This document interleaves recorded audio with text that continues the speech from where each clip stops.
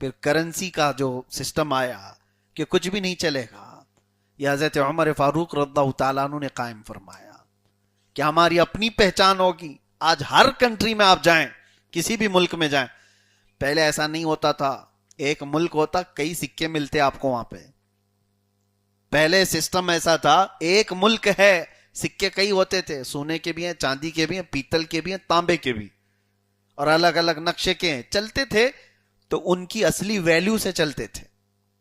یعنی سونے کا اتنا وزن کا سکہ ہے، وہ چاہے اس پر کچھ بھی چھپا ہوا ہو، ویلیو ہے.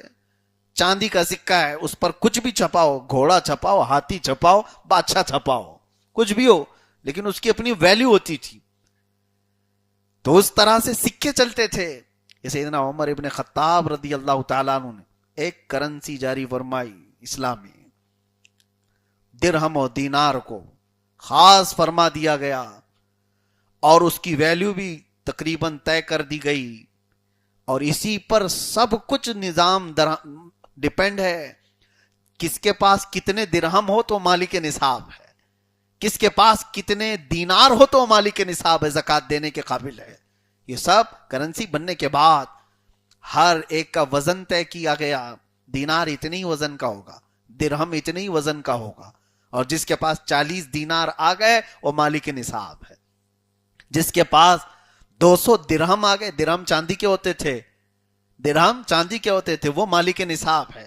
آج آپ سے یہ پڑھے لکھے لوگ ہیں، آپ لوگ بہت پڑھے لکھے لوگ ہیں، لیکن ایک مسئلہ میں آپ سے پوچھتا ہوں. زکوٰۃ دینے کے لیے ہر سال سنتے تو ہوں گے، مالک نصاب جس کو کہتے ہیں نا، جس کو اوپر زکوٰۃ فرض ہے، اس کے لیے سونا کتنا ہونا چاہیے؟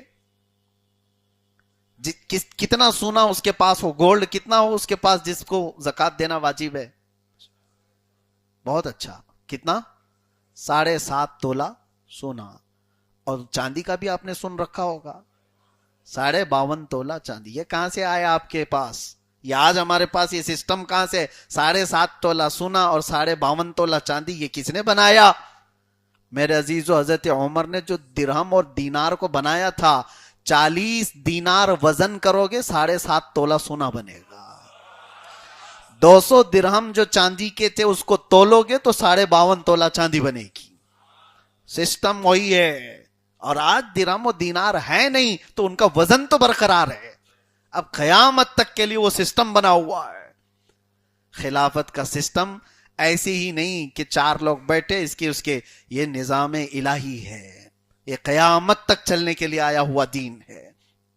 سیدنا عمر ابن خطاب رضی اللہ تعالیٰ عنہ نے جو نظام بنایا تھا خلافت کا، اللہ اکبر، وہ ایسا تھا کہ آپ رات کو جب گشت کرتے، ایک بار ایسا ہوا کہ کچھ لوگ راستے پر نظر آئے اور وہاں پر ایک خاتون درد ذہ میں مبتلا تھی. درد ذہ کس کو کہتے ہیں؟ بچے کی ولادت کے ٹائم پر جو عورت کو تکلیف ہوتی ہے، ڈیلیوری کے ٹائم پر.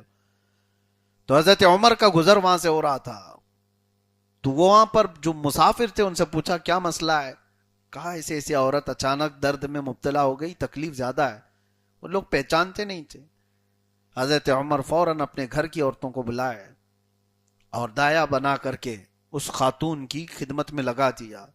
اور جب ولادت ہوئی بچے کی، اس کے لیے سارا انتظام کیا ان کے کھانے پینے کا، اور اس کے بعد واپس چلے آئے. مسافر کہنے لگے کہ اس رات میں اس طرح کی تکلیف ہو گئی ہماری خاتون کو، یہ کون فرشتہ بن کر کے آیا؟ کیا یہاں پر اس طرح کے حالات ہوتے ہیں؟ کوئی ڈاکٹر تھا، یہ کوئی حکیم تھا؟ تو آئے ہوئے لوگوں نے کہا تمہیں پتہ نہیں، وہ وقت کا خلیفہ عمر ابن خطاب تھا. کسی ضرورت مند تک پہنچ جانا اور اس کی ساری چیزوں کو دیکھنا.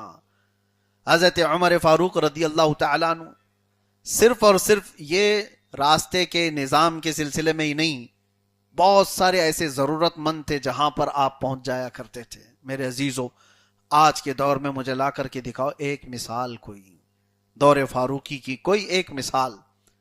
اسی لیے تو روم کے بادشاہ نے قاصد بھیجے تھے کہ دیکھ کر کے آؤ یہ عمر ابن خطاب کا جو دبدبہ ہے، کتنا سیکیورٹی میں یہ لوگ رہتے ہیں. تو قاصد آ کر کے مدینے میں سب سے پہلے لوگوں سے پوچھا کہ تمہارا بادشاہ کہاں ہے؟ تو لوگوں نے کہا ہمارا بادشاہ نہیں ہوتا، امیر المومنین ہے۔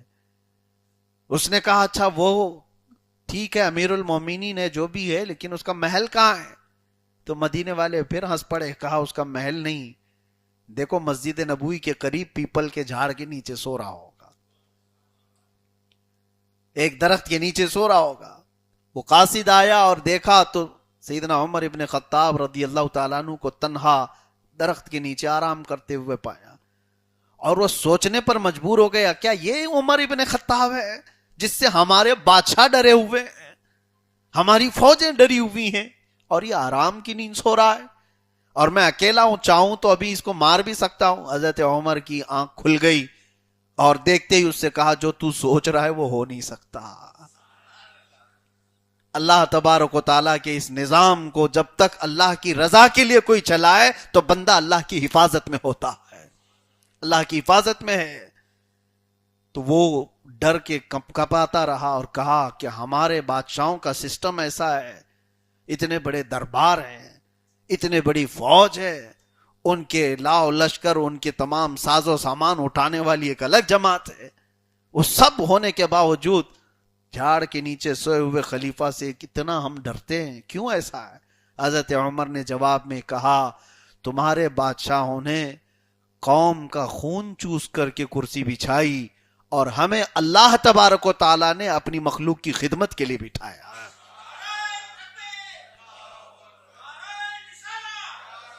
میرے عزیزو، یہ فرق آج کے زمانے میں بھی محسوس ہمیں ہونا چاہیے۔ آج کے زمانے میں بھی اب کوئی ایسی کرسی نظر نہیں آتی جو غریبوں اور امت کے لیے یا مخلوق کے لیے بیٹھی ہوئی ہو۔ یہ سارے خون چوسے ہوئے لوگوں کی کرسیاں ہیں، اور یہ ہلتی ڈولتی ہی رہیں گی، زیادہ دیر کی ہے نہیں، وقت وقت کی بات ہے۔ لوگوں کو نشہ ہے، آج جس طرح سے پاور کا اور تخت کا نشہ چڑھتا ہے تو پھر وہ ہر ایک کو چونٹی کیڑے مکوڑے سمجھنے لگ جاتے ہیں۔ تکبر اور غرور میں ہر ایک بادشاہ کا حال یہ ہوتا ہے، لیکن خلافت راشدہ میں یہ نہیں ہے۔ خلیفہ وقت کا جب بنتا ہے تو وہ سب کو افضل مانتا ہے، اپنے کو کمتر مانتا ہے۔